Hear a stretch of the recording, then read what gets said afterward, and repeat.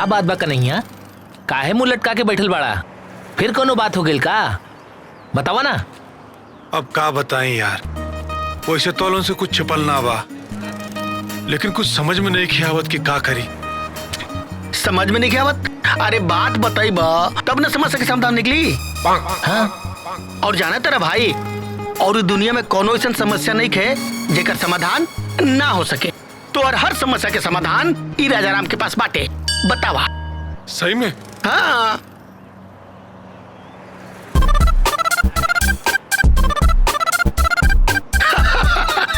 बस इतना सा बात। इतमर चुटकी के काम बा, चुटकी के। काहे से कि जहाँ राजाराम वहाँ हर समस्या के समाधान। कैसे? आओ। पक्का?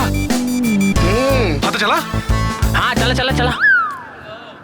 अब या तो तू ही जा या हम दोनों जने के जायदा। और इतना मोटा शरीर लेके भाई बाइक पर 3 सीट ना जा सके जा। तो ये बैठ के खो और मर।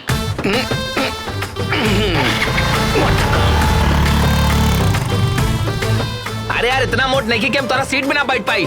जा तू ही।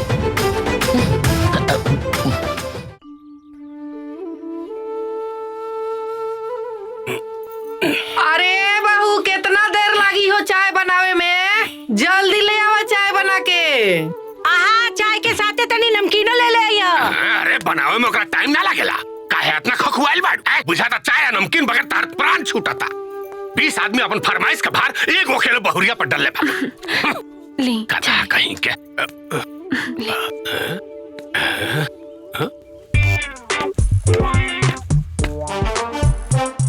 बबुआ का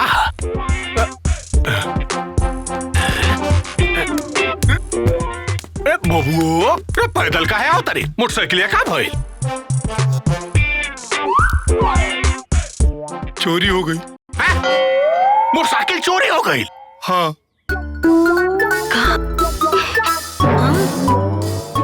चोरी हो गई? रे कब? कैसे? कहाँ? मंदिर से। अरे तो मंदिर से बाइक कैसे चोरी हो गई? हाँ उहे तो। आज तो हम लोग के मंदिर के बाहर चप्पल चोरात सुन ले रही हो। मोटरसाइकिल चोरात तो हम पहली बार सुनता नहीं। हम बाबूजी। अरे बहू जी माँ जी, इतना बड़का बात हो गई, तारा बतावे के चाहत रहल ना हमनी के। माई, विद्या का कैसे पता चली? दरअसल हम गाड़ी नो पार्किंग में खड़ा कर रहनी और फिर विद्या के रिक्शा में बिठा के भेज देनी। और जब हम वहां से वापस आई नहीं देखनी गाड़ी वहां आई बनकर, तब हमारा के लगल कि गाड़ी आरटीओ वाले उठा के लेके गए। लेकिन ना, आरटीओ वाले कहना बाबूजी की गाड़ी वो लोग तो लेके आई बन गई ना। तब हमरा के बुझाइल कि गाड़ी तो हमार चोरी हो गई। लेकिन बाबूजी हम थाने गल नहीं है, रिपोर्ट लिखवा दे नहीं। माता रानी चाहिए तो गाड़ी जरूर मिल जाई। हाँ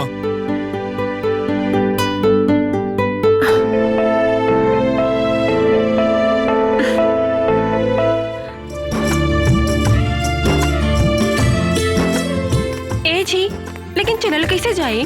सवारी चल जाए। अच्छा। अगर सवारी से जाए तो भाड़ा देवे के पड़े, और अगर साइकिल से जाए तो भाड़ा बचे, मतलब पैसा बच जाए। और वह पैसा विद्या के पढ़ाई में लगा दे। विद्या, हाँ? साइकिल पे बहुत मजा आई। चला चल जाए।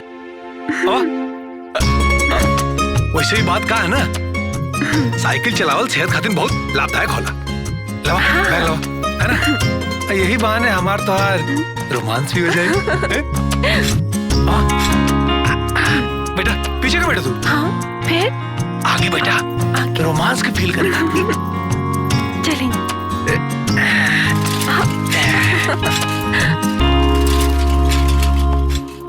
1011, 12, 13, 14।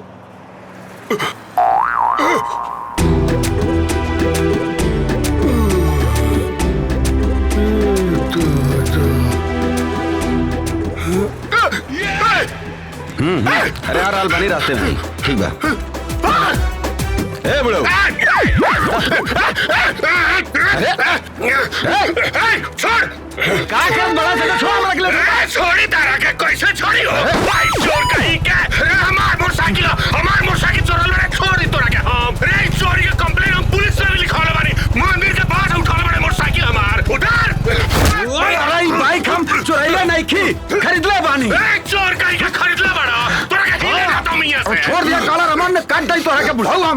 मार बाबा इसके कौन मार हाथ जेकरा से बाइक खरीदले बानी ओकरा कब फोन लगाओ तनी हम हाँ लगाओ ते अपने जॉन बाबूजी को बुलाओ तारा के ही लगा के यहाँ से हो का भइल रे? वो साइकिल चोर कहीं के ए भाई अरे यार कैसे बाइक हमरा खरीदवा देले बड़ा यार कैसे कहा तारा की बाइक हमारे पास हाँ हमें दबा जौन मंदिर से चोरी फैल रहे कहाँ बाड़े? हम मार्केट में बानी एटीएम के पास। अच्छा रुक हम बतानी। अरे जहाँ राजा राम हुआ हर समस्या के समाधान। आ जल्दी बोला हम देखो तानी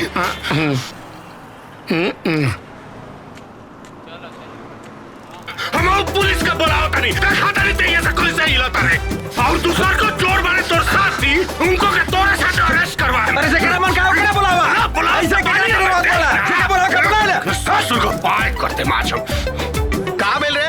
तू तो हमरा के फंसा देला यार। कौन बूढ़ा तोरा परेशान करता रे? और कहता कि बाइक की चोरी क्या हो? रउआ यहाँ चाचा रउआ कल भाड़ में पहले हमरा के ई बताओ कि हई तोर दोस्त था हैं ई कन्हैया का मोटरसाइकिल चोरले बा रे तोर चोर संग संगत कब से होके लागल रे अरे चाचा अरे ऐसा कोनो बात नहीं के पर पहले ही बताएं कि राव तबीयत कैसन बा? हमार तबीयत के का भइल बा हैं अरे वो कन्हैया कहत रहे कि रउआ के कैंसर हो गइल बा और रउआ इलाज के खातिर बाइक बेच ले बाऊ। कैंसर हाँ। रे कैंसर होके हमरा दुश्मन के रे हम एकदम तंदुरुस्त बानी आ कैंसर तो पान गुटखा खाए वाला सन के होला हम तो को पान गुटखा नहीं खाए अरे चाचा पान गुटखा खाए वाला के तो कैंसर होबे करेला मगर जे ना खाला ना ओकरो हो जाला। हाँ और एकरा डॉक्टर से छुपावल ना जाला बुझाइल ना और एकरता इलाज भी आराम से होता। तरवा घर पे जाई अच्छा से आराम करी बाकी हम सब संभाल लेंगे। हाँ, चल चल चल चल चल चल निकल चल चल कैंसर इलाज लागत हमार लड़के हमरा के बेवकूफ बना रहल बा। अबे घरे चल के सारा हिसाब किताब आज उस ससुर के करता नहीं हमरा कैंसर बताओ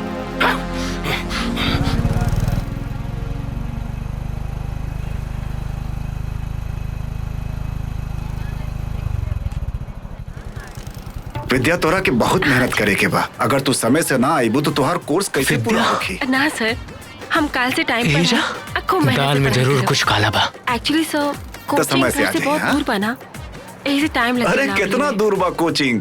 घर से निकल लू कोनो सवारी पकड़ लू और तुरंत पहुंच गए लू कोचिंग। हम काल से टाइम पे पहुंचने की पूरा कोशिश करब। डीएम बनल तो हमारा सपना बना सर ऐसे हम के ही कोशिश। अरे जल्दी चला ना। हमार पति सर वो तो चला तनी कितना सपोर्ट करता रे। ठीक बा विद्या बेटा।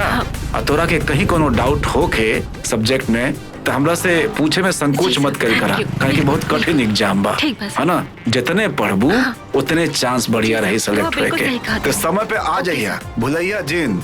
ठीक बा जा अच्छा अपन काम करा। हम चलते नमस्ते।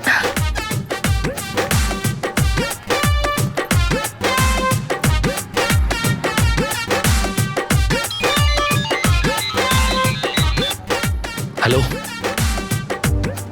अच्छा ठीक बा पहुंचा तनी ओकरा बाद बताओ तनी का हो रहल बा। पहुंचा तनी हम। पूरा फिल्म देखे खातिर अभी डाउनलोड करी दंगल प्ले ऐप।